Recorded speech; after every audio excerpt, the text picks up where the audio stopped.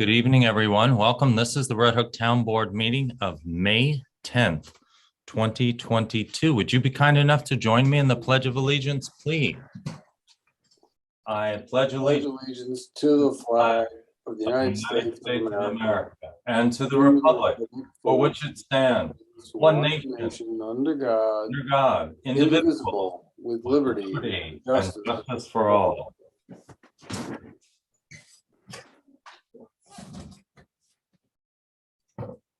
You would think it would be smoother with all the practice we've had over the years, right?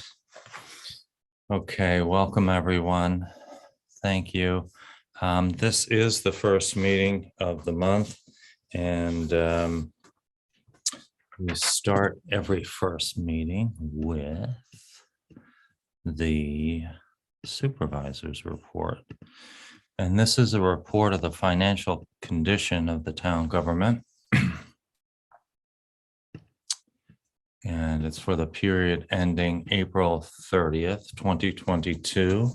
We started the month out with an opening balance of $10,170,944, had receipts of 1.2 million, disbursements of 1.1. We have an ending balance for the month of $10,266,000. You all have in your packets the variance reports. We do have just a few budget adjustments prepared for us by our bookkeeper, Ann Conway.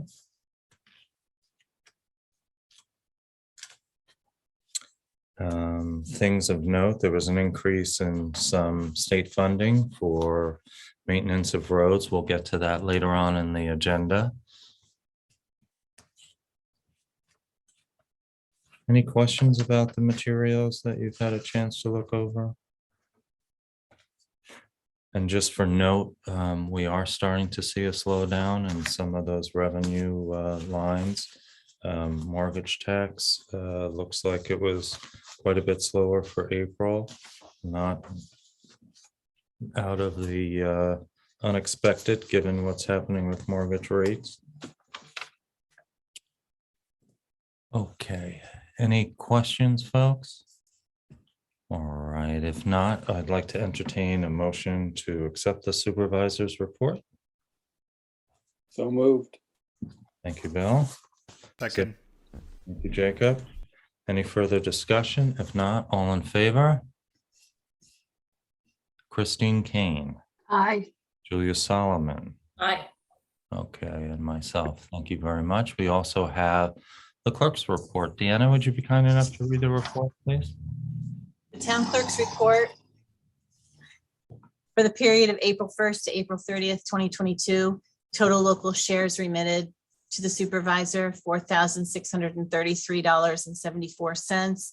Amount paid to New York State Agriculture and Markets for the spay neuter program, $43.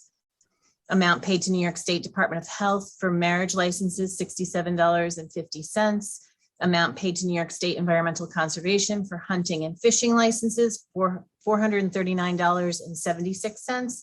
The total state, county, and local revenues, $5,184. Very good. Thank you very much. Is there a motion to accept the clerk's report?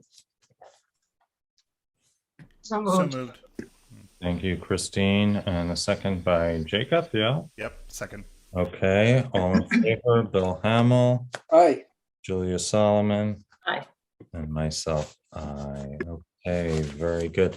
I don't have any announcements except to say that Memorial Day festivities will be as per usual. The parade will be held in the village along with ceremonies, and of course that is scheduled for May 30th. Okay, anybody else have any announcements they'd like to make? If not, we will go to some of our special guests tonight. We have with us a whole cadre, including our school superintendent, Janet. How are you, Janet Warden? Good to see you. Oh, you're together with Bruce Martin. We're in one room. In one room together. That's right. You guys are doing the road show. You were just somewhere else at PTA, if I'm not mistaken. Yes. Yep, you can still hear them in the background. Okay. And the same is true for library. You library folks were there as well. They're here, but I think they have different people here. Okay. Oh, they're Yeah. switching up. Okay. Very good. All right. Well, who's starting off? And let me get to your slides while you're figuring out who goes first. Do you want me to control the slides or are you gonna? Oh, Janet, if you'd like to do that, sure, go right ahead. Okay, Sure. probably be easier so I don't have to say next slide, next slide, next slide. I'm getting used to being told what to do, not to worry. Okay, you can see this? Yes, absolutely. Okay, thanks for having us. We're going to talk tonight about our budget development for the 22-23 school year. Unbelievable. This has been a difficult budget to plan for, so we're going to talk a little bit about that, but we're first going to talk about that our budget is based off our mission and our vision. Also, it's based off what we call the Rater profile, which is attributes that we want from our students that graduate. So not only strong academics, we want our students to demonstrate empathy, compassion, think critically, problem solve, collaborate, communicate, engage in local and global civics, create, innovate, embrace diversity and challenge inequities, and tend to their physical and emotional health. So when we're building this budget, our initiatives are based off this profile. So the district priorities for us going into this budget season is to be fiscally responsible. We know that these are hard times for many people. So we're going to talk about how we stay below the tax cap 1%. And we're going to talk about that in numbers in a little bit. Bruce will talk more about how we went about that. We also wanted to preserve our small elementary class sizes. Our young people really went through a lot for the past couple of years, and we know that small class sizes make a difference. We also want to preserve our 2 pre-K classes. We brought in a second class last year, and we want to continue with that. We actually had a lotto system this year because we had too many students that wanted that program. So we will continue to look at that and the need for that in the future. As you know, there's many mental health issues with our students, with everybody after COVID, and continues to be. And one of the issues that we also face is being in the northern part of the county. There's very little resources for outside of school for counseling services. So our families tend to go to Astor, which has a huge waiting list. So our mental health professionals are really important in our schools. And now we have social workers in every building, school psychologists in every building, and school counselors. We're looking at our secondary schedules and moving away from a 1 through 9 structure to more of a block schedule where students are in one class for a longer period of time to do some of those critical thinking and those problem solving skills that we just discussed before. And the students will have what we call a community or universal lunch. Well, everybody will eat at the same time, everybody in the entire building, teachers and students. We also want to preserve and expand our secondary courses. We have a middle school thinking and writing class in the 7th grade, which is an extension of our English classes where students talk about current events, really have time to dive deep into those and have wonderful conversations. And many middle school students don't like to write, so it really adds that extra layer of improving their writing skills. We want to move that to 8th grade. We are also putting in an AP computer science program. We are starting Future Farmers of America. We have those beautiful farms everywhere, and we want to increase the collaboration with the school district. And this is one way to get our students and our faculty involved more with the local farmers to start the Future Farmers of America. And we're starting a class where teachers work together in a class called Science, Art, and Storytelling. So moving away from one teacher teaching one class to teachers teaching interdisciplinary across the curriculum. We continue to work on expanding our performing arts programming. We want to preserve our bilingual outreach. We have one full-time person that works to reach out to our Spanish-speaking population. She's very busy. She does a lot of outreach. American schools are very different than other countries. A lot to navigate, a lot to figure out. We're talking about curriculum mapping, which is where it's a software where teachers write all their curriculum and they look at their assessments, and it's better for alignment. We're converting some of our teacher aides into teaching assistants. Our teaching assistants can teach when the teacher's not in the room. So we want to make sure that we have that in the special education program. We started our swim program last year, so we'd like to add an assistant swim coach and what we call a unified basketball team. So that is a team for students with disabilities and students without disabilities play together in the section and travel around and play other teams across the different region. Some of this will go in our budget, but most of this will go in our smart bond money. We're going to hopefully be approved in the next week or two. We've been trying to get approved for about a year.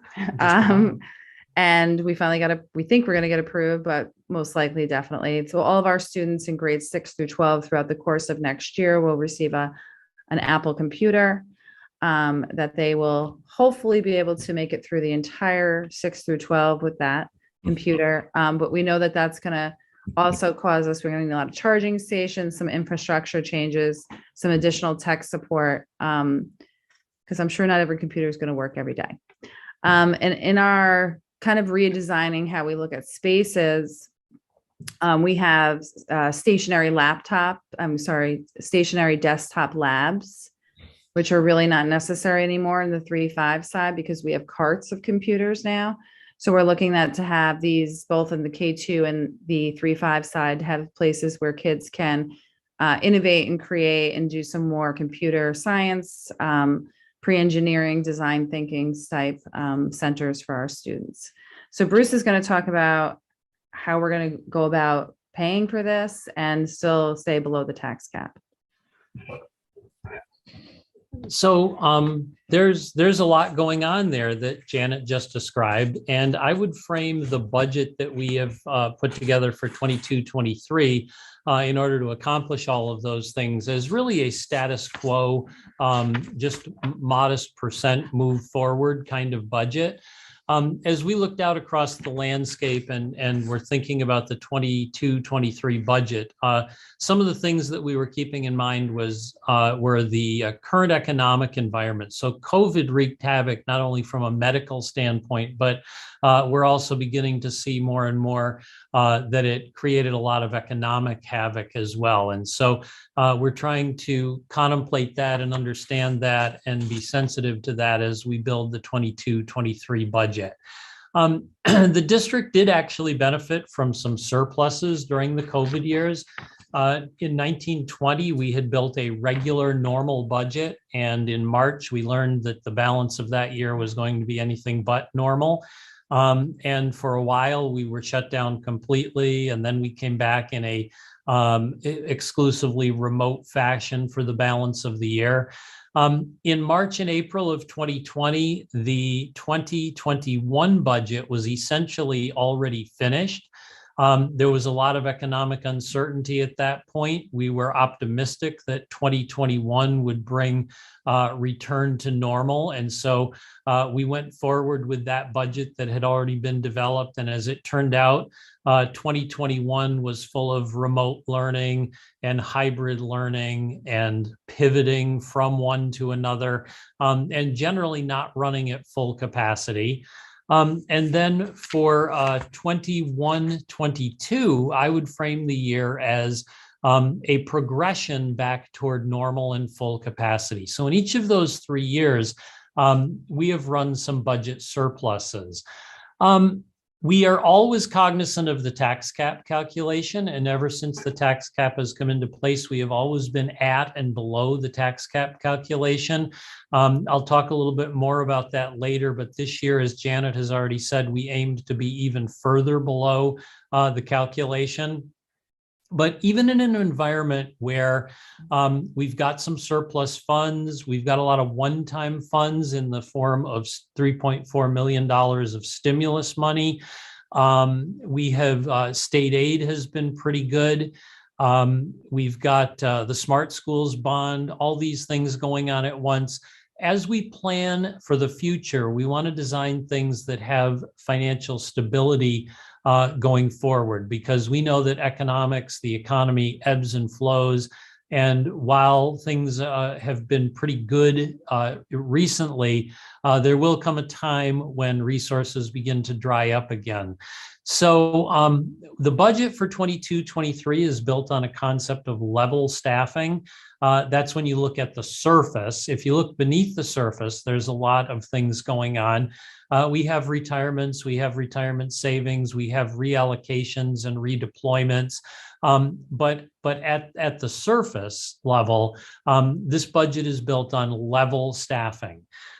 We do a lot of work with BOCES. We buy a lot of services from BOCES. And so there again, from the 30,000 foot level, the BOCES service request looks like a very modest % move forward from one year to another.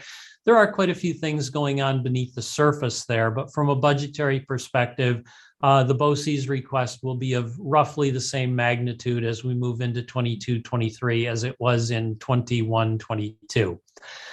We have seen some modest increase in building and department level budgets as they attempt to gear up for some of the new initiatives that Janet was describing.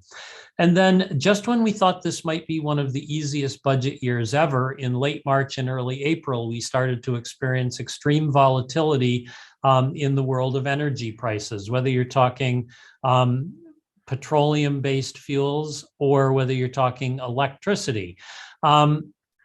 And so at the Red Hook Central School in a normal winter, we use about 150,000 gallons of heating fuel. And in a normal year, we put about 50,000 gallons of unleaded diesel and propane through our bus fleet.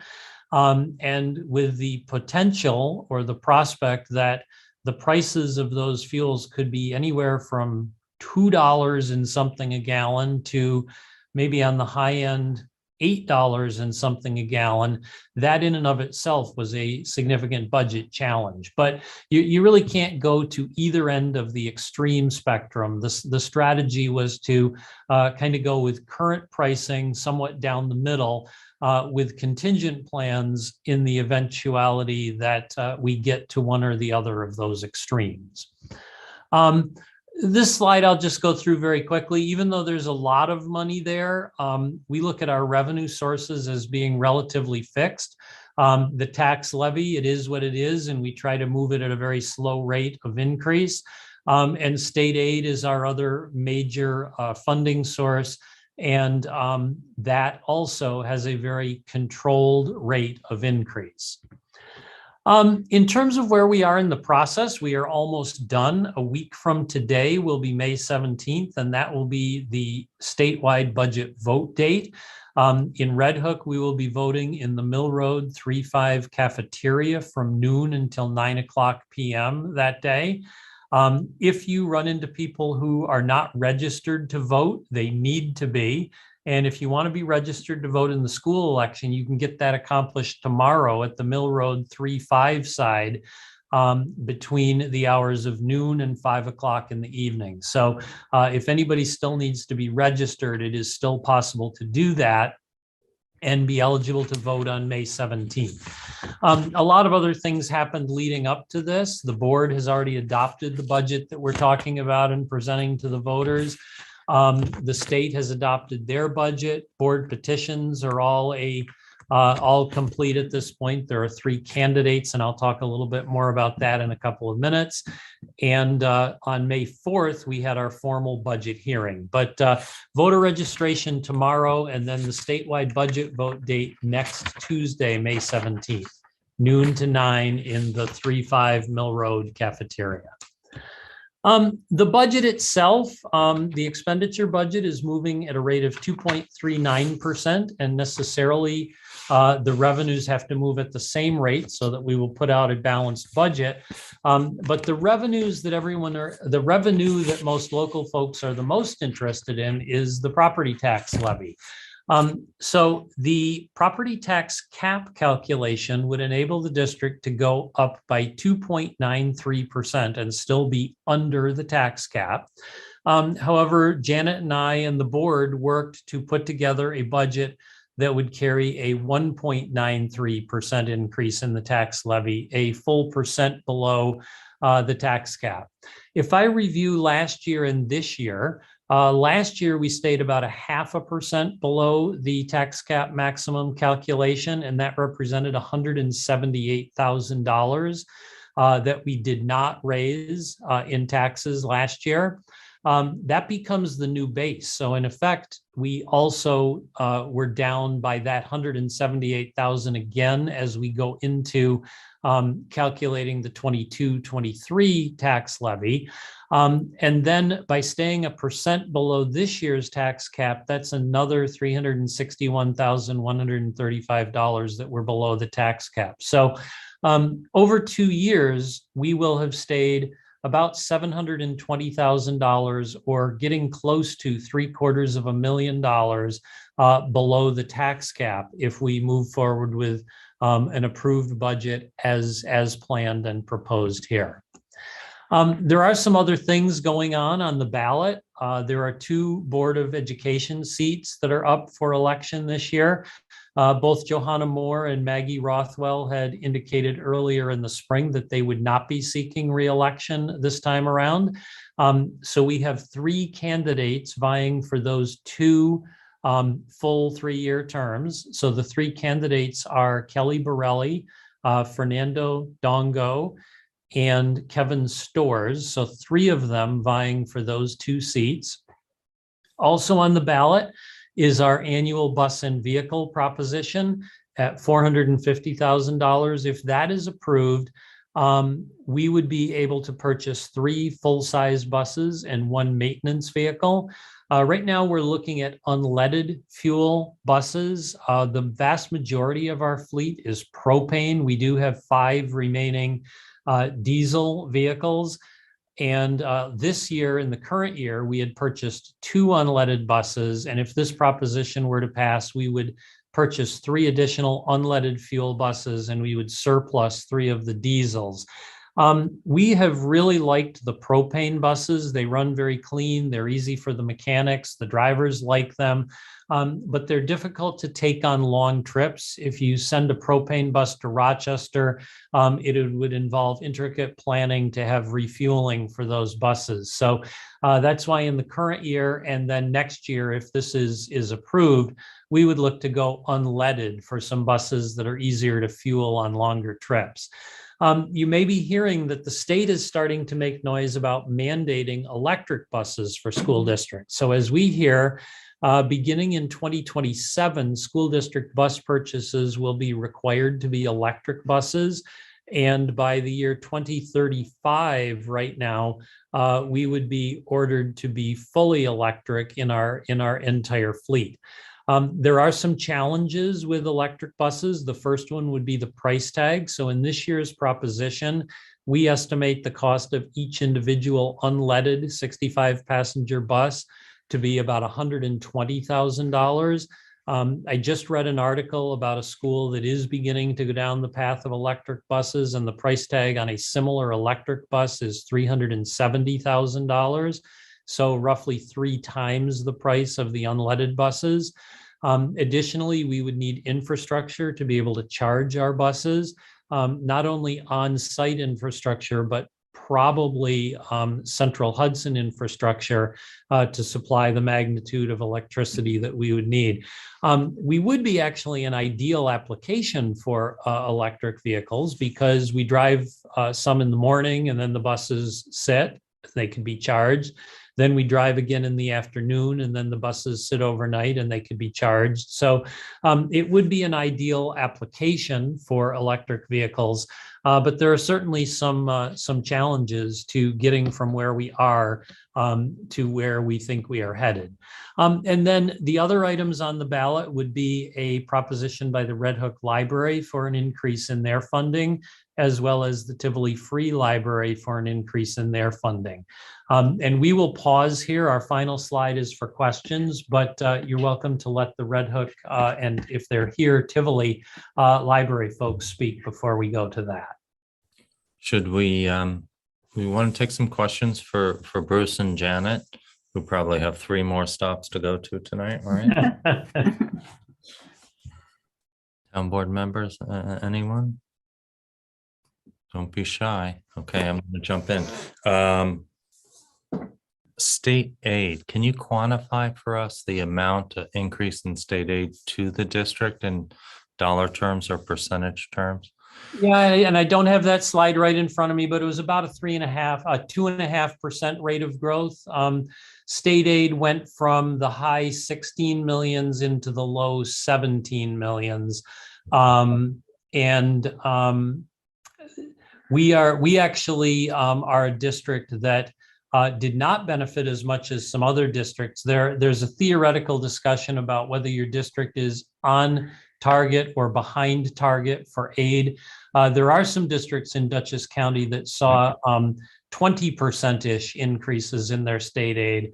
Our base foundation aid increase was 3%, and then net, we were running just under that. So in the 2.5% to 3% rate of increase in state aid, and it represents about 30% of our funding. Good. Buses, I'm sure our energy committee would be happy to help you with the infrastructure part. We've got a fully grant funded project going on here at Town Hall for fast chargers, which is what you would need for those buses. So I'll be sure to let them know. Just have a quick question, or well, I hope it's a quick question. Yeah. So you in your slide you said that there was a post-COVID surplus, and then you mentioned that some of the funding is coming through SMART funds, but then there's also still some COVID-related funding. So are there items that are being funded through that would then become continuing expenses going forward? Yep. So we have tried really hard to do almost exclusively one-time expenses through the COVID stimulus funding. There have been a few exceptions to that, but where there were exceptions, we have plans to try to flex away from those funds. So for example, a couple of the social workers that Janet mentioned are currently funded under stimulus money. When the stimulus money ends in 2024, we would either have to phase some of those social workers out or have a plan to absorb them back into the general fund. We did pick up one additional school nurse during COVID, who is currently being funded from the stimulus funding. And same story there in terms of when the funding ends, we would have to have a plan. But largely, almost everything we did under the stimulus funding would fall in the category of one-time work. Thank you. Very good. Any other questions or comments for Janet and for Bruce? Okay, terrific. Thank you very much for your time, both of you, and for the libraries, as I like to call them. Who would like to go first? I see Sally's with us. How are you? Are you on? You're there. Robert. How Nice are to you? see you. Don's with us as well. Thanks for having us. Sure. Yeah, thanks for having us. Sal's going to lead the charge. Yeah. So again, thanks for the time at the meeting. So tonight, I'm just going to start by telling you a few details about the work of the library and our volume of activity, a few particulars about the type of lending and programming we offer, what we're asking for voters, from voters for this budget vote, and then finally, why this modest increase we're seeking is so important. So first, based on the library use value calculator, every tax dollar invested, Red Hook Public Library returns at least $4.50 in value. We pay really close attention to what's needed and desired in the community, and use the money wisely. We circulate over 88,000 items a year. It's just like phenomenal, when I think about our little building, and that's 290 items each day that we're open and 45 different things each hour. I'll get to the things in a minute. And then Red Hook Public Library excels at children's resources in particular. Every library kind of, I think, has certain special and Red Hook. For Red Hook, it's children's resources and programming. And in our 2021 year, our children's circulation was 37,425. So over 2,600 kids came to programs on top of that. It was really just a great year. So a few particulars about the Red Hook Public Library that you probably know. We don't just circulate books. Our collection, in our collection, we have 20 hotspots, and they provide at-home Wi-Fi. In 2021, at least 247 times these hotspots were used. We also lend out laptops and other pretty expensive items, such as Red Hook pool passes. We're going to have 3 of those this summer. Sewing machines, canopies for your upcoming graduation parties. They're super important. And STEM toys, which are pretty expensive. The library also offers valuable volunteer opportunities, internships, vocational training for teens and adults, including those with intellectual and cognitive disabilities. And Red Hook, like many communities, really likes e-material, and they want more. And so we're really eager to offer that. So, and finally, our library administration and staff has been super successful winning private, state, and county funding to supplement our budget. And this really goes almost exclusively to programming. And this programming, again, is for all ages. It's around the clock, all over the calendar, book clubs, teen takeover. We have language classes, sewing classes, bookbinding classes, Petit Picassos, like just lots and lots of programming. So now I just want to send out our request. What we're looking for in this budget vote is 50 cents a month. This is our estimate, and this is based on a Red Hook school district resident whose home is assessed at $300,000. So that 50 cents a month would really, it goes above the tax cap, but it would be very meaningful to our library. One reason is, despite all this successful grant writing, we have to allocate that time from our staff to write those grants, and that really takes significant time, and it's been time well spent. We also have to or want to buy the ebooks, and the ebooks are just in such demand, and they're so much more expensive than a hardback book, a softback book. There was the example that Dawn, our director, gave us was that James Patterson's book, Fear No Evil, in print costs $15.95. The ebook costs $65. We have to buy the license. We aren't just buying this, individual digital book. Also, we've had the minimum wage has gone up. So since we last asked for an increase, which was in 2019, the minimum wage has gone up 12%. And so we want to make sure that we can compensate our amazing staff as best we can fairly. And so certainly that would help us do that. We also have insurance. Health insurance is costly. We're talking just about fuel and unexpected expenses. We have a very old building that we love and that we want to maintain, and so this 50 cents a month would really help us, maintain that building. And so we are hoping that you'll come out to vote, and we're hoping that you'll support us, because we really believe very strongly in the mission of the library, and the library is here for the community, and we want to be responsive to the community. So I'd be happy to take questions. Don, you want to chime in? The only thing I'd like to add is, among the Mid-Hudson library system and the United States, we maintain a 5-star rating, which is, we're on some people's radar out there. That takes an incredible amount of time and effort from our staff. There, as Sally mentioned, minimum wage has gone up. since 2017, it's actually gone up about 36%. And we're not keeping pace, frankly, with future stabilization of what we desire our community library to be. As a municipal library, we're one of 6 in the system. So we are completely FOIable, Freedom of Information Act, right? And our records are open. We would love to have visitors, public comments. And so we're very transparent, if you will. Dawn is open for questions. Our budget is freely available.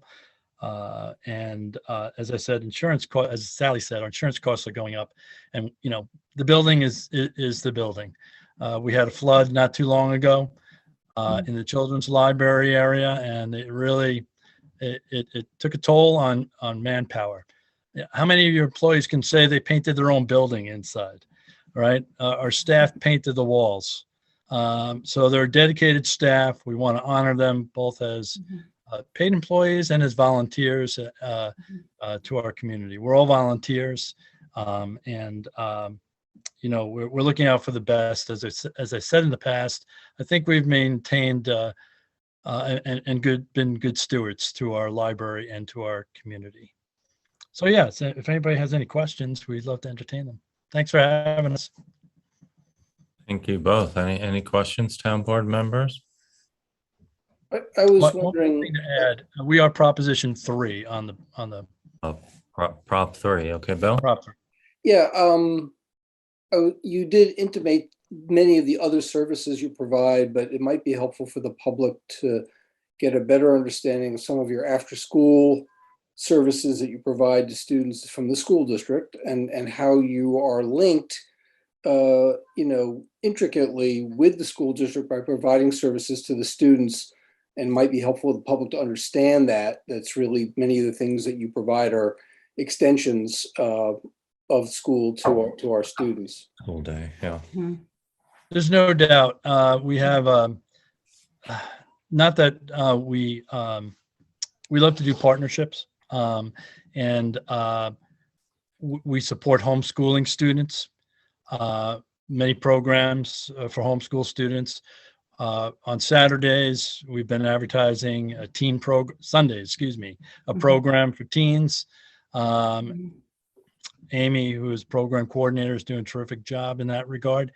And you know what? I don't have the whole list in front of me, Bill, but thank you for saying that. Our partnership with the school and with the community keeps growing. Many people, for instance, don't know that we do delivery of books to homebound seniors as well. Mm-hmm. And I'll just add that that Dawn and Amy work very closely with the librarians at all of the schools, and so there is a regular communication there. In fact, I was at Apple Blossom Day. I was sitting with another trustee who works for or is working with Red Hook Together, and they're working with one of the teachers, and the students were kind of coming into a meeting in the middle of the day. I was asking, I said, how is that possible? But all these kids had free lunch, but they were free for lunch. But it was it was a librarian, a library trustee, a faculty member at the school, and the students, and the students. We have these students, these internships, these volunteers. It really is just a great flow with the students coming in and out, and really feeling ownership of the library. It's just a wonderful part of the whole institution. Thank you. And the Red Hook Library is open 7 days a week now, right? Yes, well, you have to be a teen on Sunday. You have to be between 13 and 17. But yes, it is 7 days a week. Yeah. Okay, very good. Well, thank you both very much for taking time. Please extend our thanks to Dawn, Amy, Paul, the rest of the crew there. I mean, the amount of energy.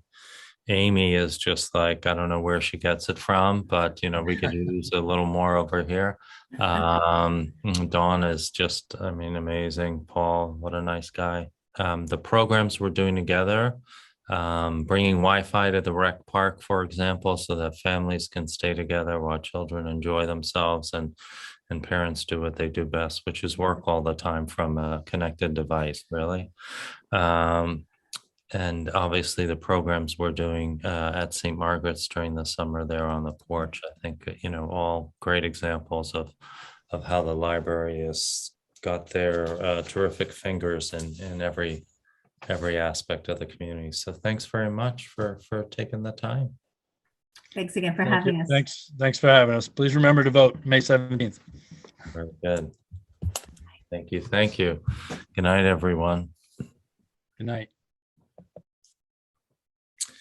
Okay. Next up, we have a couple of guys who are trying to push us into areas that we just don't like at all, which is solar and agriculture. Sam, you're with us here somewhere, I think. There you are, Sam. And I am indeed. Ian, you're here. Do you want to introduce yourselves? Yes. Would it be okay if I share my screen? We've got a little bit of a presentation for you. That would be terrific. Thanks very much. Very And good.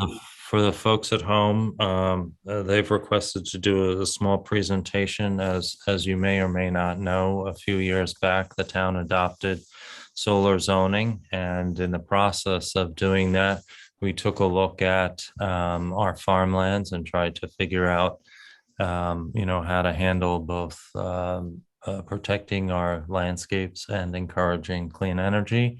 And I think it's fair to say that Sam and Ian would like us to maybe revisit some aspect of that code. And they approached the town, in particular, looking at one property. But tonight's presentation is really overall to see if we might be interested in revisiting part of that code. So with that being said, Sam, take it away, if you would, please. Yeah, well, Robert, thank you for the introduction and Sure. kind of a summary of events to date. First and foremost, thanks for putting us on the agenda and giving us the opportunity to tell the town board a bit about Lightstar, a bit about agrivoltaics, and what this new practice looks like in reality. So without further ado, we'll jump in here. Just to quickly give you a sense of what we're going to go over, I'll introduce myself. Ian will introduce himself. I'll talk a little bit about the greater team that we work with on these types of projects. We'll dive into what agrivoltaics is, what does the research say, and how this emergent practice could work in the town of Red Hook. So I'm Sam Bailey. I'm a development manager at Lightstar Renewables. Lightstar is a community solar development company that mostly operates in the Northeast, with a focus on community solar projects and dual use community solar projects. And working with local stakeholders, municipalities, farmers, neighbors, state agencies, you name it, to figure out best practices as it relates to putting renewable energy assets in the ground, to stave off the worst of climate change and to ensure that good farmland continues to get farmed. Ian, you want to introduce yourself? Sure. Thank you, Sam. And thank you, Robert, for hosting us again tonight. Yeah, so Ian Ward from Solar Agricultural Services. I'm an agricultural land planner, work with the Natural Resources Conservation Service, USDA, Department of Agriculture. And as an environmental guy and farm planner guy, I'm involved with these solar projects from an agricultural integrity perspective. So I help up front on the planning, logistics of what to plant, what farmers to work with, and how to bring these to fruition so that they're really a farm first endeavor. And just a little bit of additional background on the rest of our team that we work with. Lucy Bullock Seeger is the director of policy and strategy at Lightstar, and she's intimately involved in all of the working stakeholder working groups that are developing dual use and agrivoltaic policy across the country and mostly for the time being in the Northeast. And we work with a local land use attorney, John Capella, who's kind of become our dual use land use partner in Dutchess County and Orange County, and Byron Komanek, who's a dual use farmer himself out in Colorado. And he's got one of the most mature agrivoltaics projects in the country. We'll show you some footage from his farm in just a few minutes here. But this team, Ian, myself, Lucy, John, Byron, it's something that we're wholly dedicated to figuring out how these two inherently beneficial things that have kind of become mutually exclusive, renewable energy and continuing to yield from good farmland, how to solve that problem. And that solution really lies in agrivoltaics. And at Lightstar, this is the team that's working on that. Just a quick bit about Lightstar's commitment to our style of solar development. It's the foundation is in partnership and working with all those that are engaged in the space. So right now, when I think about like what our calendar looks like for a given week, we're working with Cornell, Rutgers, American Farmland Trust, Coalition for Community Solar Access, Sustainable Energy Association, NRCS, you name it. We're working with everyone that's motivated to make agrivoltaics as successful as possible in this country. We're a little bit behind some of our neighbors and other countries across the globe that have really done this well, and we've got some catching up to do. But so that's the foundation of our approach is working with partners, and after that, it's working with the local farmer to understand their needs, understand their land, understand their goals, understand their financial situation. And to be a good partner to the farmer that we're working with, because without them, this doesn't work.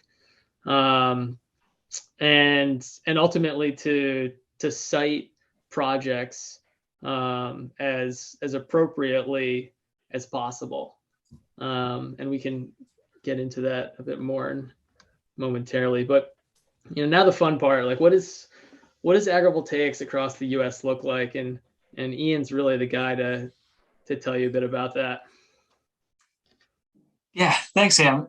It's so interesting. I was just thinking about, I can read off the slide here, but I want to give you kind of an anecdotal story. I was presenting about regenerative agriculture, thinking, regenerative agriculture is how do you rebuild the soil? How do you have green cover, constant green cover? And I was talking to an audience that weren't farmers, but I thought, I was talking about moving away from rototilling and keeping constant green cover and building up the organic matter of the soil. 5 minutes into the presentation, someone raised their hand said, "What is rototilling?" I almost couldn't, I was totally thrown off. I had no idea that people didn't know what a rototiller was.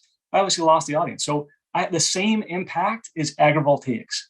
People hear about agrivoltaics, are like, what is that? And very simply, it's growing crops underneath solar panels. That's it. There's no mystery to it. It's agriculture photovoltaics is what they call panels. So agrivoltaics, someone coined that phrase, and that's what it is. We grow crops under panels, figuring out a way to raise the panels up enough, spread them out wide enough that you can run a tractor right down in between the rows, and do both things. You produce energy and you produce food across the country in order to achieve our national renewable energy goals. We're looking at about 3 million acres of land, probably mostly farmland, that's going to be used for at least that amount, used for solar, ground-mounted solar arrays. So if we can have that land not be lost to agriculture, preserve our prime soils by sequestering them, essentially, putting the solar over some of our best soils so that we can continue to have those with restrictions. That you're going to farm this, you're going to farm it for not just a year or two and say that's good, for 20 years plus. It's a good land preservation technique from my perspective, and that there's landowner payments that come to the landowner, and as importantly, there are stipends, and this is how Lightstar is doing this. There can be stipends paid to the farmer themselves to say, okay, you've got to put up with these panels, you got to put up with posts. It's a little bit different than you typically would do. We're going to help offset your costs, basically seed costs or fertilizer costs, and say, let's consider this a part-time job just to show up. And then on top of that, you get your crops. So it's a change of business model, but it's been widely received as farmers understand where things could go. It's been well received. Next slide, Sam. So does this work? Will this work in New York, in Red Hook? And the answer is yes. The hardiness zones, basically, what's the growing season? How many growing degree days do you have to allow for crops to propagate and to produce? There are solar projects in Massachusetts that are dual use, in Illinois, in Arizona, and Colorado. There's some footage here in Colorado. That's what you're looking at, the top right, some rows at Jack's Solar Garden. We've got a video that shows how that day progresses, a snapshot of a day. But the important things here is we're looking at growing crops like pumpkins, like leafy greens, tomatoes, peppers, raising hay for round bale haylage, grazing cows. Grazing sheep can happen on almost any array, but grazing cows on a conventional array where the fixed edge is low, the cows can rub up against them and break the panels. So these panels we're talking single axis trackers, meaning north-south oriented, and they can move from east to west, and they can be stowed if there's cows underneath. They can be raised up higher than that bottom edge so the cows don't hit that bottom edge. So the point here is to talk about the advent of these panels really changes the microclimates underneath these crops. And so there's a lot of research being done, as Sam mentioned, with Cornell and Rutgers, and the University of Massachusetts got a Department of Energy grant. There's a lot of collaboration with other universities, University of Arizona, Colorado State. So this is a new thing for the United States. It's not new elsewhere. Fraunhofer in Germany is studying this to a large degree. France is moving towards using agrivoltaics, growing crops under panels. Japan's growing over 120 different crops under panels just like this. Next slide. These are the photograph on the left it's an array that I'm helping to manage. That's seeding of a cover crop. On the right is Jack's Solar Garden. And next, Sam, if you play the video. This is, as I was saying, a time lapse of Jack's Solar Garden. You see there's 3 rows, raised beds per row of panels. This is north-south. These are tracking east to west. The next frames are that time lapse. You can see how that sunlight does reach throughout the day, different points of time on each of these rows. And the tomatoes and the berries, the greens, the peppers, all the mixed vegetables are, as you can see, they're growing well. Flowers, herbs, and this is just one site, right? This is not every site. This is one site but we're looking at doing this on a commercial scale in Massachusetts and throughout the region on growing a whole host of different crops.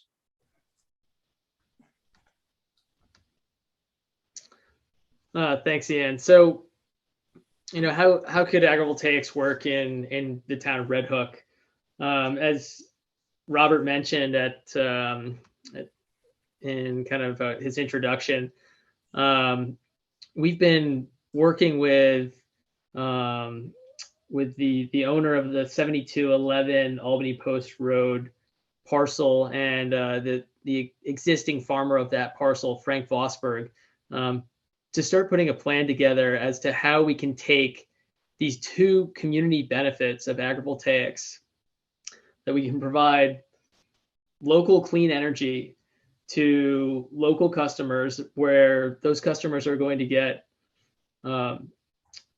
annual savings on their energy bills, and simultaneously plant and harvest that very same patch of land and produce, in this case, corn, pumpkins, hay, on that same exact parcel, and sell those to local customers as well. So a truly local project, where the inherent benefit of that project has these two really substantial channels, and these two vital components of our lives: energy and food.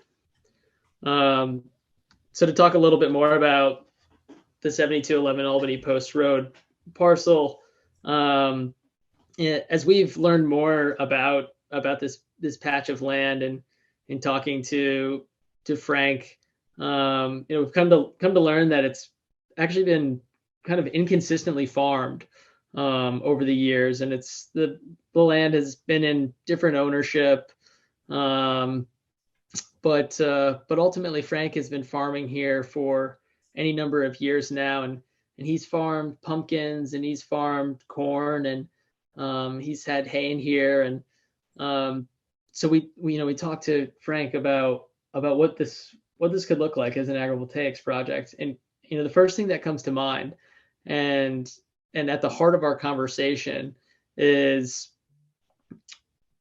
solar project or not, operating a farm on a relatively small parcel, 10 plus acres here, is economically marginal. And the benefit of planting and harvesting this parcel is very narrowly outweighing the cost associated with it. And we're hearing this from all of our farming partners, that the cost to operate right now is very close to being prohibitive, with rising costs across all aspects of farm activity, but particularly in fuel costs. We're hearing that diesel is $6+ a gallon, and it's making viability come into question. So when we introduce the solar component of the project, and this looks like agrivoltaics in its entirety, we can remove that stress and remove that potential lack of viability of the farm, reduce the cost pressure, and ultimately stabilize the production that's taking place at the farm. As Ian mentioned earlier, we provide a lease payment to the landowner, so the farmer pays no lease payment. If the farmer is not the landowner, that's the case here, Frank pays no lease payment to operate on this parcel. And then in addition to that, we provide a stipend to work in a slightly more challenging environment, to learn new farm practices. And after many conversations with Frank and figuring out what kind of makes the most sense here, we're thinking that this would be a very suitable place to do 10 acres of pumpkins, something that Frank does well, and rotate that with a small grain crop. Um, so I imagine that you're all probably wondering, why this particular site? Why are we talking about 7211 Albany Post Road? And the answer is that an agrivoltaics project requires 4 or 5 unique characteristics, hard to come by characteristics, in order to make it all work. And you have to bring all these things together and harmonize them. And it's really challenging to do so. But we found those characteristics at the 7211 Albany Post Road site. One of the major buckets that we have to check right from the get-go is, can we get the energy from this type of project to the grid? And so often that's not the case. There's grid constraint across much of New York, a lot of grid constraint in Dutchess County in particular, and really, across the country. Our electricity infrastructure is in need of improvements. But in this particular location, all signs indicate that capacity exists here. So that's kind of a go, no go right from the beginning. And we're actually in the midst of our impact study with Central Hudson right now. We get those results back in the middle of July. And based on our preliminary conversations with their engineers, everything looks very positive on that end. And next, it's the finding the right characteristics of the land, ensuring that you're not going to be encroaching on wetlands, species, cultural, historic lands, having as little tree clearing as possible, avoiding flood zones, steep slopes, not disturbing the natural environment.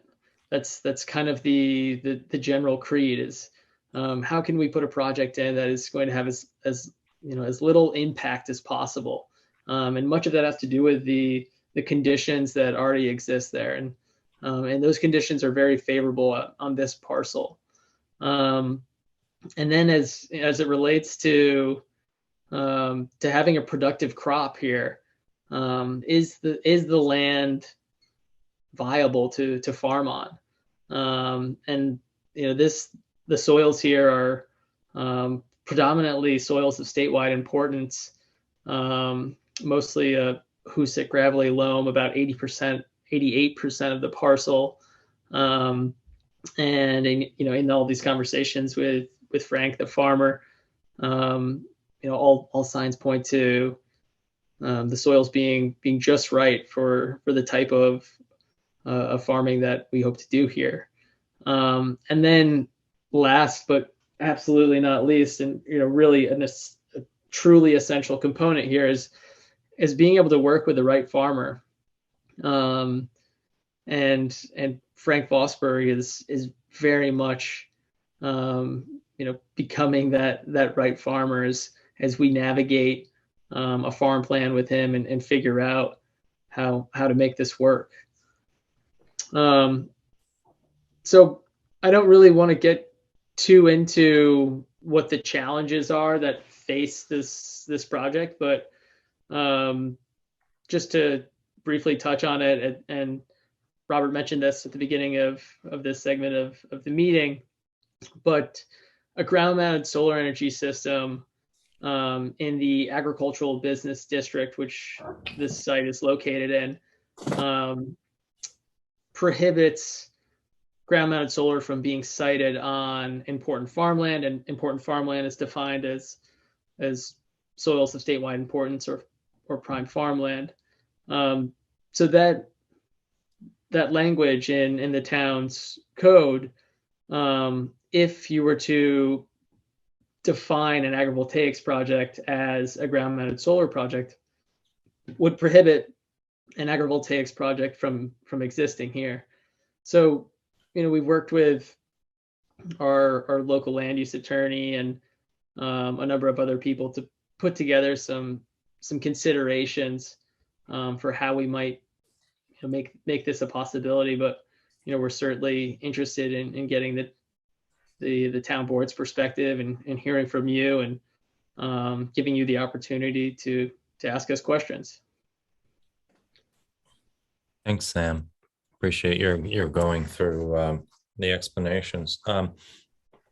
Any of the town board members have any questions for Sam? And I think, again, to go back to the point, you're asking us to take a look at, you have a particular project perhaps in mind, but we're looking at the issue as a whole. We're not going to rezone. If you'd like to have the property rezoned, that we have an application for that, but we'll take a look at the topic as a whole, whether or not we want to, amend our solar code as it relates to, important farmlands. Any questions from town board members for Sam or Ian? I have one. Yeah. You mentioned that that if a farm is entered into this kind of use, that there would be a requirement for maintained agricultural production over a duration of 20 years. What's the mechanism for that, and how is it monitored over that time? That's a great question, and it's something that we're working out on a case by case basis to figure out what everyone involved is most comfortable with. But you could use something in effect that's very similar to a bond, where we essentially bond that the farming activity will take place over the duration of the project. Also, in putting that guarantee that the parcel will be farmed over the useful life of the project on the plan set itself, we commit ourselves to doing that. And if we fail to do so, really we revoke our license to be there, so to speak. So the project would be in jeopardy if we were failing to do so. Okay. Yeah. Very good. Any other questions, Sam, Ian? I'm sure we'd appreciate if you had any backup, some of the examples that you showed us pictures of, if you had any information or contact for those projects, it would be helpful for us, I'm sure. I have a sort of two related questions. One is, what is the difference between the solar equipment, I guess, that is installed on an agrivoltaics project versus a solar farm, and if there is any? And, just as a follow-up for what Julia said, if there was to be a problem, or, what would happen to the equipment, or at, the end of the life? I mean, who owns this equipment and what happens to it in these projects? So, good question. I'll answer the second one first. All of our solar projects post a decommissioning bond that's associated to a decommissioning plan that we put forth to the town board or the planning board or whoever's lead agency, and come to terms on exactly what that decommissioning plan looks like, and ensure that the town engineer is in agreement about what that practice looks like and what is a reasonable value to assume that, or a reasonable cost to assume that is going to be incurred to decommission the project.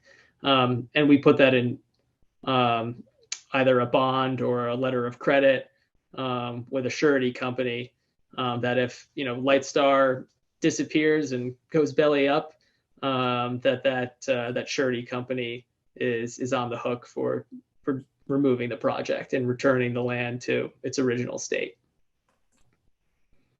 To answer your first question, all the technology is pretty much identical. It's a spacing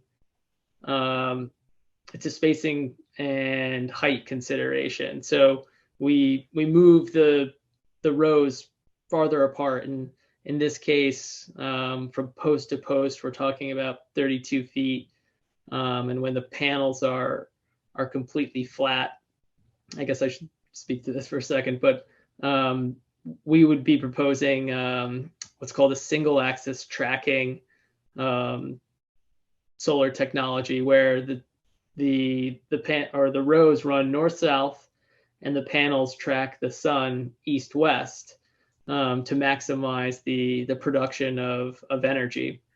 And it also so happens to work well with being able to get farm equipment in and around the arrays, because you can override the orientation of the panels. So if we're going to go in for harvest at 6 a.m. on Tuesday, we can program the panels and say, okay, let's have them in this orientation because this equipment is going to be passing through there at that time.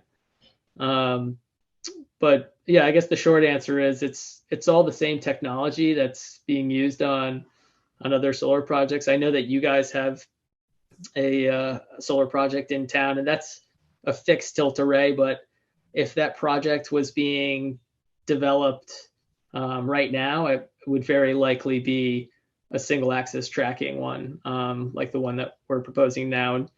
Just a few years ago, it was too expensive. The technology was too expensive at that time, but that cost has kind of come down and found some parity with fixed tilt technology. Thank you, Sam.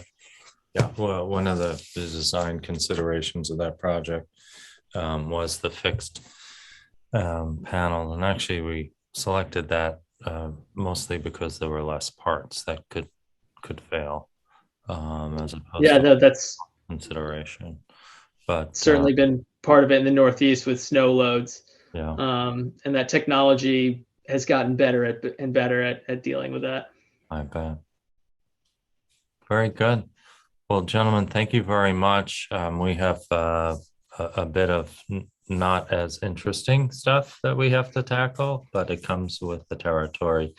So we'll be following up with you, and do send along any information that you think would be important as we consider, and we'll probably refer to some of our committees to get some guidance on that, whether or not we should be revising our code. Very good. Thanks so much. All right. Well, thank you for your time, and have a good rest of your evening. Thanks, Sam. All right. Bye now. All right. And Sam, you'll turn off the screen share. There we go. Very good. Okay, we're going to go back to our agenda to get item number 3. Things are a little out of order. And just to remind the folks at home, this is what we still have left on our agenda.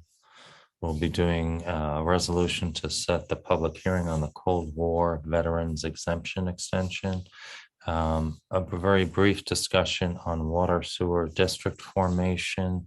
The village trustees are getting requests from commercial property owners in the town south of the village, and they're trying to accommodate them with water and potentially sewer now that the sewer is being built, and wondering if the town will consider establishing a district as an efficient way to service those businesses.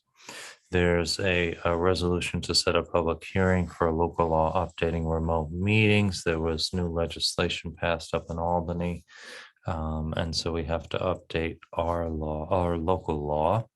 From our highway superintendent, a recommendation to award bids for paving, and we're going to approve yet another amended highway expenditure form for 2022 based upon much higher than anticipated rates for materials. And then last but not least is a resolution to award a contract for generators. We received grant money from the county for a replacement generator here at Town Hall and a new one for the community center, which is also our warming and cooling center. So with that being said, let's Let's jump around. I see our documents are a little out of order. If you all are flexible, can we go in the order of the documents? Can we go down to agenda item number 7? It's a resolution to approve highway expenditures. We received the bids on paving. Well, maybe we should go to that first. Let's skip that, jump around so that it makes sense to you all. Our highway super reported the results of the bidding. She accurately estimated that the costs would be escalated as everything else is this year, but budgeted $83 a ton. And in fact, the lowest bid that came in was $109 and change. So I'm going to scroll to that to show you what those are. Okay. Got the right spot here. Okay. This is a resolution authorizing the bid award for the paving project. And we have an amount, an increased CHIPS amount. And for the folks at home, the state has instituted another program, a paved pothole program, and we could use that as well. But essentially what it is another revenue source. It's now 4 separate state funding pots that help supplement our local contribution to paving. And so there's a really hearty figure this year about what funding is available. So from the state, $287,000, local another 70,000, plus some patching and repair, another almost 40,000. We have a memo from our highway super talking about how last year it was $65 a ton. She had budgeted 83. It had come in at 109. And here are the bids, by the way, 109.75. So therefore, what we have now is an award that does not include North Road. So that I imagine will go in next year's pocket. In previous years, we had increased the amount of linear miles for paving projects when costs were low. Here we have the opposite, which is this is up something in the neighborhood of 60 some odd percent higher than last year. So Teresa had asked, would we consider adding the extra $41,000 in there to finish North Road this year? I don't know that I would support that. That doesn't seem to make sense to try to do more when the costs are high. Though, frankly, none of us have a crystal ball. So any questions about that before we go ahead and entertain this resolution? Okay, good. We'll move right along. So this, Deanna, if this is okay, this will be resolution number 22. It's authorizing the bid award for paving project on Manor, Trow, Colonial, and Meadow Drive, all part of the Linden Acres subdivision. An estimated tonnage of 2,555 tons, contract $280,000. It's being awarded to Callanan. We have that in here somewhere. There we go, Callanan Industries as the lowest responsible bidder. And I so move. Is there a second? Second. Thank you, Jacob. All right, any questions? If not, all in favor? Bill Hamel, Aye. Christine Kane, Aye. and Julia Solomon. Aye. Thank you very much. Okay. I'm now going to go back to approving the highway expenditures, which goes hand in hand with the last resolution that we entertained.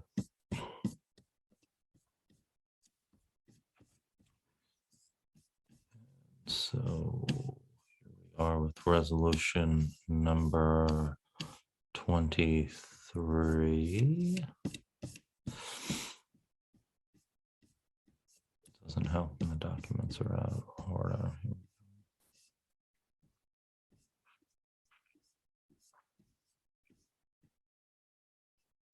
Okay. Well, that didn't take too long, did it?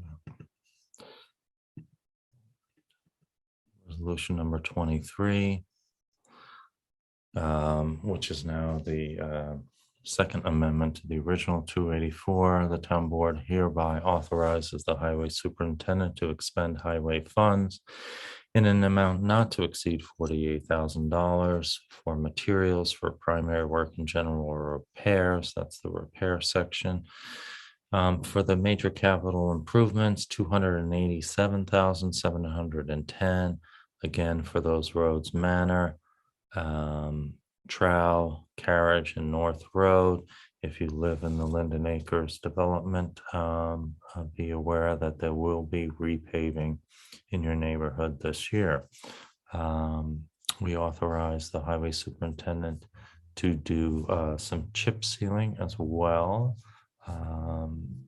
That is her recommendation, and that's Hateman Hill Road leading to 199. And there's also improvement of Kelly Road, State 9G and Whalesback commencing at Kelly and leading to Old Whalesback Road, and on Old Whalesback Road leading to State Route 9G. Okay, this is resolution number 23, and I so move. Is there a second? Second. Thank you, Bill. Sounds like any further discussion? If not, Christine Kane, I thought I heard you there. I don't think that was Julia. Aye. Sorry, Julia. Julia Solomon. Aye. Bill Hamel. Aye. Thank you very much. Okay. Aye. Thank you, Jacob. Did I not get you? I thought I got you. Okay. Let's see. We're jumping all over the place, aren't we? Let's go to what's next in the packet, shall we? It's to authorize the contract award for the town of Red Hook generators. This is an MIG grant. We did have, while this was listed on BidNet, actually went national, this bid, we only had one submission. We had our engineer review the submission to make sure that it was within a reasonable estimate. And the bid is from Electric Ace Operations, and they bid the amount for both projects, $98,347. And as a reminder for the folks at home, the county is supporting with a grant amount of $50,000. This is for the replacement here at Town Hall and a new one at the community center. And this is resolution number 24. Is there a second to my motion? Second. Thank you, Christine.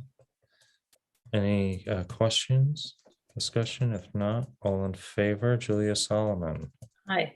Bill Hamel, Aye. Jacob Testa. Aye. Okay.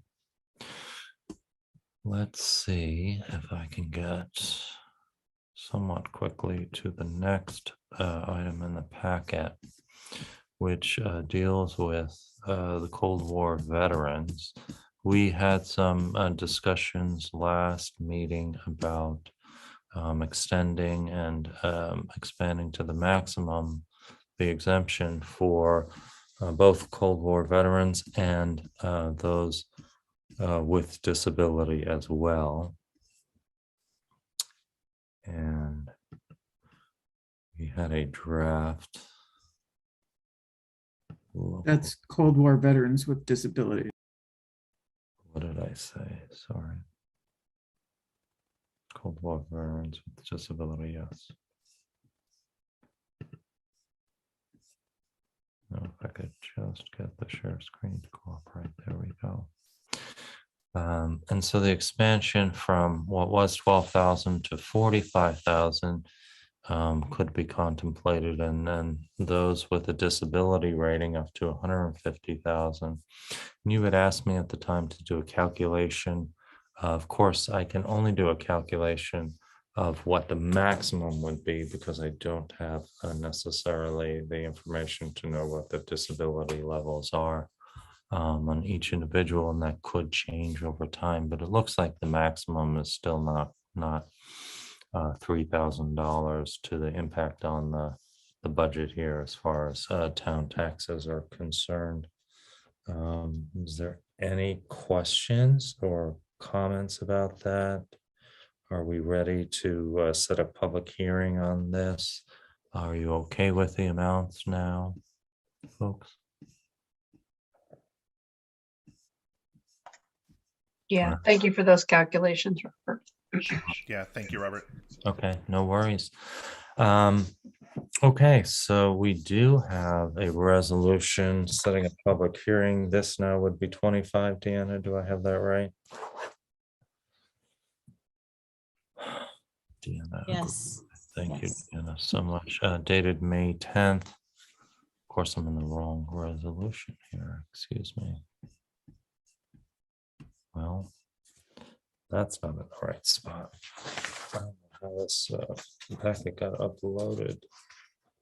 Wrong order, but let's see if we can get there. There's the law. We've seen that.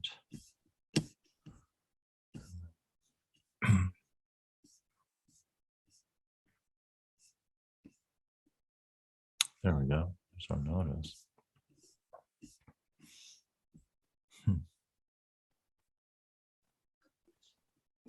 Okay. Thanks for your patience, everyone. Okay. This is Resolution 25, establishing a date for a public hearing regarding the adoption of Local Law A proposed of 2022 regarding exemption from real property taxes for Cold War veterans. Is it in fact Local Law A? That be right? Okay. Amending Chapter 126, which is removing the current limit of $12,000. The town board of the town of Red Hook shall hold a public hearing on May 25th at, shall we say, 7:35 p.m. And it will be published no later than May 20th in the newspaper of record, the Poughkeepsie Journal. All good. Okay, Resolution 25, and I so move. Is there a second? Second. Thank you, Bill Hamel. Any questions or further discussion? If not, all in favor, Julia Solomon, Aye. Jacob Testa, Aye. Christine Kane. Aye. Got everybody, didn't I? Okay. I'm just gonna keep scrolling in different directions here till I get to the right thing, but why don't we deal with the last thing, which is local law updating remote meetings or hybrid meetings in this case, really. And we would amend our rules of order. And Chris Shaw. You'd like me to go through this a little bit? Would you please? Yeah, well, So legislation was adopted at the time of the budget, actually, to amend the provisions of the open meeting law to actually continue certain provisions as to video conferencing after the end of the COVID emergency. The COVID emergency was extended by this law, or the ability to operate under the rules of the COVID emergency. That was extended until June 8th. It's always possible that an emergency could extend it beyond that, but if it's not, June 8th is the last time that we could hold a video conference in the way that you've been doing it. Under the prior law, video conferencing was permitted if the notice of the meeting announced the location of all places where a board member could participate, and the public was allowed to attend at all of those locations. The new law allows for that situation, but also allows for the participation by someone in extraordinary circumstances where they could participate by video conference if the notice provided such. And in that case, and if they meet the extraordinary circumstances situation, then that person would be allowed to participate by video conference without needing to provide for participation by the public. The caveats are a few. Number one, again, the notice has to provide that that is something that is going to happen or could happen. Number two, there needs to be a quorum physically present at the location or locations where the public is allowed to be physically present. So, for example, what's typical is at the state level, you may have a meeting of a board where there are folks sitting in Albany and Buffalo and New York. They are all in public locations, state offices, where the public is allowed to attend and in fact does attend, but they are all considered to be physically present for purposes of the quorum. In this new video conferencing law, the person or persons who would attend using the extraordinary circumstances exception would not be counted in determining whether a quorum is physically present for purposes of this law. But they would still be allowed to participate if the other conditions were met. We did have some additional clarification from Coog, including that if a board member, were to participate without complying with these extraordinary procedures provisions, they would not be permitted to participate in the board deliberations. They might still listen in, but they wouldn't be allowed to participate as a member of the board if they hadn't met those conditions. And number two, this is video conferencing.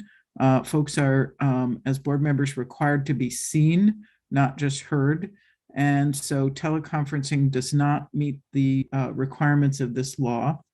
And in order to allow this new procedure, the board would have to adopt a local law that would authorize the use of this new procedure, and then would further need to adopt specific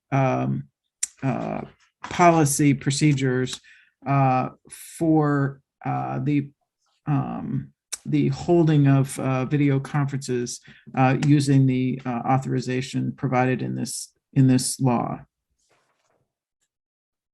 That's the short version. Very good. Any questions, town board members, on what will be required? Just so I'm clear, Yes. if there's 3 members, we have a quorum and they're in a town hall, and the Yes. other 2 members, for whatever reason, can't physically be present, Yeah. they would still be permitted through a video conferencing method, as long as they're seen and heard, to participate fully. Only if the reason for their not being physically present meets the extraordinary circumstances requirements, and only if that was noticed to the public that would be the case. Well, I guess my question is, how would you notice to the public with advance time if you suddenly became seriously ill? Such a good question. One of the things that we talked with Coog about in a conference that was held recently was that possibly every notice might say it's possible that a member may participate under the extraordinary circumstances means, and then you would have to follow the rules every single time as if that extraordinary circumstance were the case, which means that members of the public would have to be able to participate by video conference. Even if all 5 of you showed up, if you announced to the public that people could participate by video conference, I think you would have to make that sort of hybrid listening available, right? Yeah. Good. It gets more complicated if you're trying to hold a public hearing in that situation. So I think a longer discussion of the specific video conference policy and maybe a, provision by provision discussion of that would be appropriate. The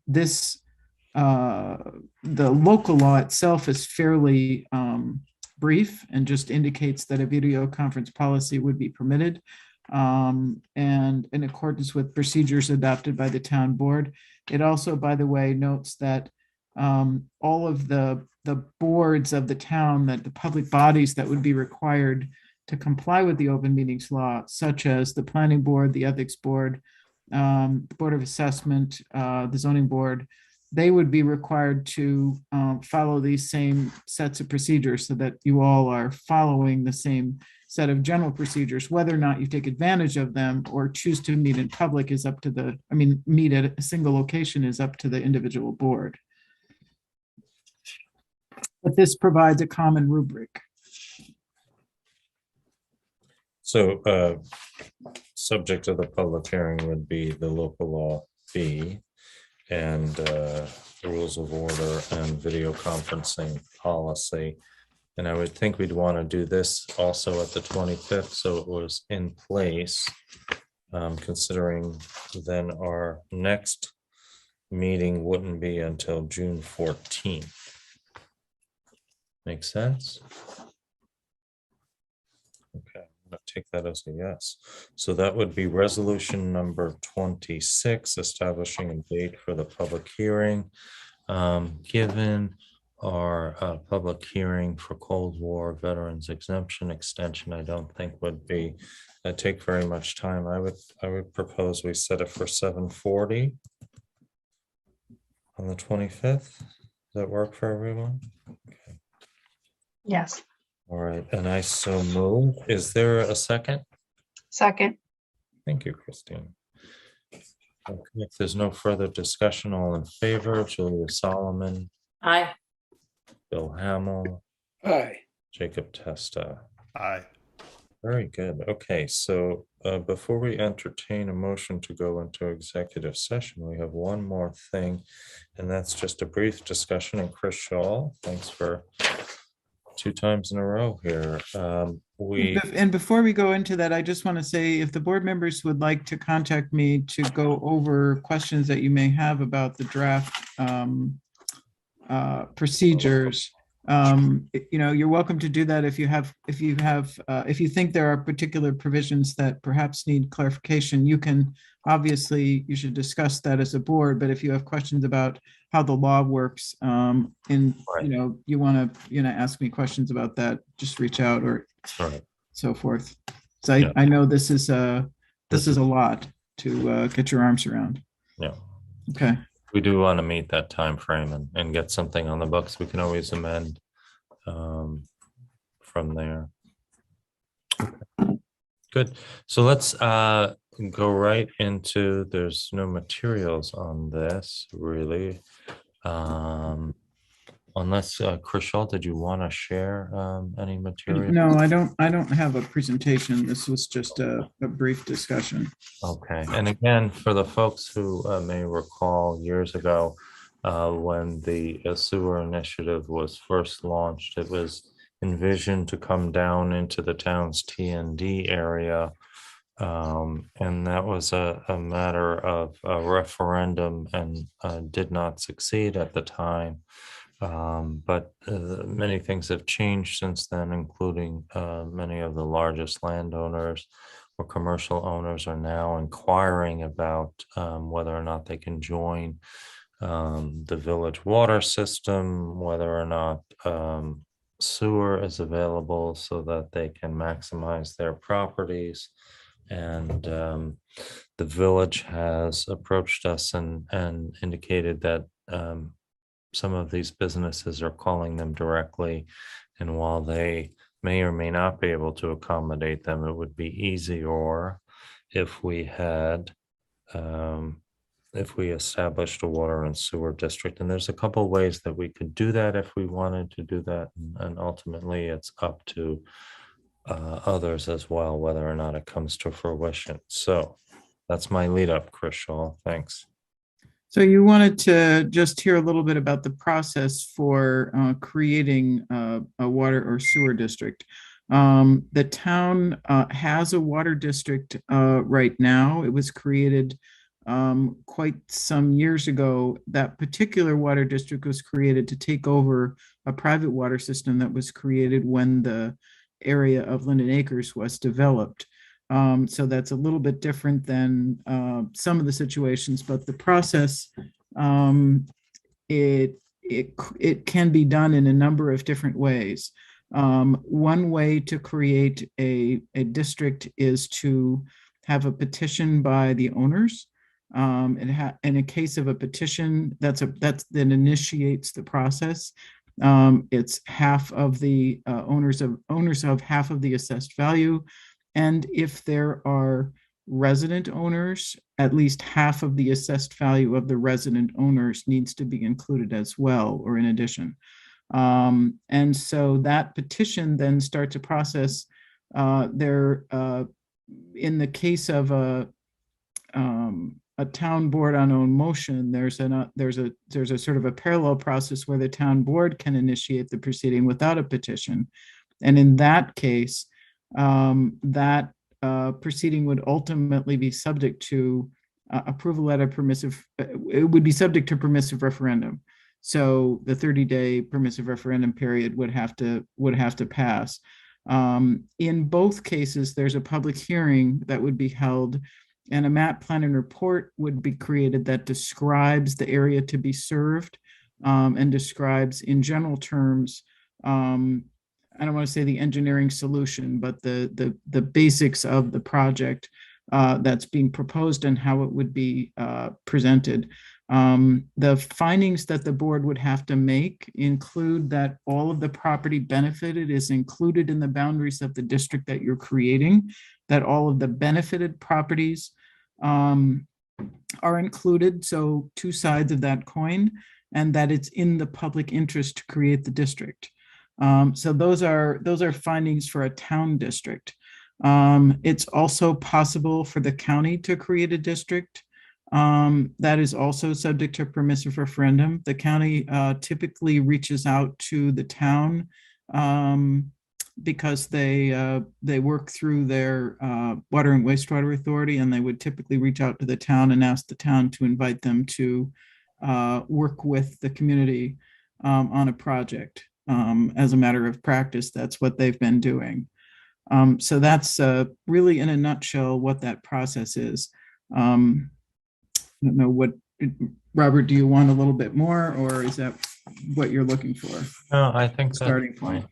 I think that's fine. And just for background, we applied for 3 years to get an EPG grant to do a feasibility study, and we keep scratching our heads wondering why we haven't been successful. And they keep encouraging us to apply again. In fact, we have a call. Brandy and I have a call tomorrow, Thursday, to get a debrief on it. And perhaps it's because the village sewer construction had not begun. You know, maybe we'll get lucky now that it's underway, and it will make sense to study an extension of a system that actually will come to fruition. So we'll see how that goes. But Bill and I will be meeting with the mayor and deputy mayor to try to further understand the requests that they're getting, and to see how we can perhaps assist our businesses and landowners in that TND area. So we'll be Robert, back. If we were to proceed with this, do we expect it would be a single district for water and sewer or two separate districts? That's part of the equation. I think that we'll have to hear from them what their capacity is on their expanded package plant that they've been gifted, if you will, and whether or not it could handle the entire T&D, because I think that's part of the map plan and report, right, Chris Shaw, is you would need to be able to, yeah. go ahead. Right, but it is two different sets of proceedings. It's a It is. proceeding to create a sewer district, which is going to be one thing, even if it's the same boundary, and a proceeding to create a water district. So Exactly. they would have a different map plan and report for each, because they would have a different financial cost and a different tax assessment or rates and charges, depending on how it's being paid for. Yeah. So, Chris, I did have one question. I saw there were two different, there's a proceeding for creating a new district, Mhm. but then there's also a proceeding for creating an extension. And we already have a water district in the town, and my view of the map is that that would appear to be an extension of an existing district that we already have. Well, it wouldn't connect, right, to the district that we have, because it would have to leapfrog the village. And it would have a different water source probably, because I don't think you'd be using the wells that you have at the town. At least I think that's unlikely, but that's an engineering question. I think you would be, would you be talking about tying that particular area into the village water supply? Is that the proposal? My understanding from Hank Mhm. is that the way our water district is set up, because there are issues about TND and the southern part of Route 9, is that we do cover some of that, and some of it, you're right, is a leapfrogging issue, would be covered by the village. But it sounds to me, in looking at the map, that we have a water district, and it would really, I think the water district part of it would be an extension of an existing town water district down to the southern part of Route 9. The sewer district obviously is arguably one or the other, because if there's already a village sewer, you're extending it into the town. Yeah, but that's not what you're doing. So a town and a village have different tax bases, right? So you would be creating, if you're creating a town district, you'd be creating a town district, and then by contract, the district would be served by the I village got it. Okay. system, right? Okay, so So- the sewer would be new in its Right. entirety. I would have to see an engineering report, but even if you did it as an extension, you still have to go through a map plan and report. You still have to go through a public hearing, and you still have a permissive referendum proceeding. It just depends. It just affects who's involved in the permissive referendum, because the existing district would be involved in that approval process. Right. Okay. More questions? So Bill and I can be back to you perhaps at our next meeting. I think we'll have met with them by then and report any additional information, and I'll be able to let you know about that EPG debrief and see if there's an opportunity there again to apply. I think third time is a charm. I don't know what fourth time is, but success maybe. Anyway, to note, CFAs are coming out differently, the grant opportunities, if you noticed. There were only 4 topics initially in the first rollout. Historically, over the last several years, you got a giant chart of all the various departments and grant opportunities. So I think I sent that along to you, and some thoughts on whether or not you'd like to apply for some of those categories. Let's talk about that also at the next meeting or two, since those are going to be due before you know it. Okay, very good.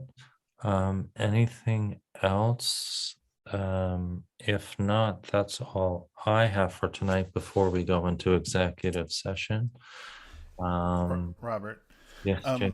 I know that Sarah M. Bowden, the chair of our communications committee, sent an email to everybody on the town board, I think yesterday, with some updates about the upgrade to our website. And asking for some feedback if the board had any ideas. And I don't know if anybody had a chance to think about that. I know it's only been a day, but a couple of the things that we're looking to include are better ADA accessibility, a cleaner, updated look to the website, transitioning to a .gov from a .com, so that's exciting. Including some training for staff, including the town clerk's office, to take advantage of all the tools on the site. And then there were just other things that we were looking to see if there was any feedback from the board with respect to interest in changing, colors or kind of overall design sort of things. So if anybody has any thoughts on that, I don't know if anybody's prepared to say anything at this point, or if anybody could get back to me, like maybe by tomorrow, so I can communicate that to Sarah and the committee. We're going to be meeting with Civic Plus next week, but we need to give them some direction by Friday. Okay. Well, we'll try to get to it. I know I haven't had a chance to, but I did read that and saw that there were some good ideas there. Yeah, Jacob, actually, the only thing that I was going to say, sorry, Julia, is it doesn't, the mobile setup doesn't always work that great. So that's something to look into. The colors seem fine to me. And, getting sometimes it's difficult to find things, but that depends on, you just have to think about where they're posted, but that's not really what this meeting is about with Civics Plus. Yeah, thanks for that feedback. I can help communicate that. So I think we want to make sure that mobile is really important and thought out, because a lot of people are accessing it that way. And Julia? I would echo Christine's comment about the mobile, and I thought all of Sarah's principles that she laid out in that email were important. I agreed with all of them. The only sort of minor comment that I had is if we are considering a color scheme change, to just keep accessibility in mind. I know that red-green can be a difficult color combination for some people. Yeah, that's really important to keep in mind. Thank you for raising that. ADA, all good. Thanks, Jacob. Okay, very good. Before it gets too late, I'd like to wish everybody a good night. Stay healthy. And we'll see you again on May 25th. We may see you even sooner than that if we need to call a special meeting. With that being said, I would like to entertain a motion to go into executive session to discuss potential collective bargaining negotiations. Okay. Seconded. So, okay. Thanks, Bill. All in favor? Christine Kane? Aye. Jacob Testa? Aye. Julia Solomon? Aye. Night, everyone. We're going to mute ourselves and turn off our videos, and we'll be doing this by audio. We'll be back if we take any action. Hey, we're back. It's now 9:55. We've exited executive session. At this time, I would like to make a motion to call a public hearing for, sorry, not a public hearing, a special meeting. It's getting late when you don't get the meeting right. Special meeting next Tuesday at 6:30. The purpose of which is to consider a collective bargaining agreement. And would somebody like to second that motion? Second. Thank you, Christine Kane. Is there any further discussion? If not, all in favor, Julia Solomon. Aye. Bill Hamill. Aye. Jacob Testa. Aye. Very good. I'd like to thank you all. Have a good evening. We'll be in touch soon. Stay healthy. Good night.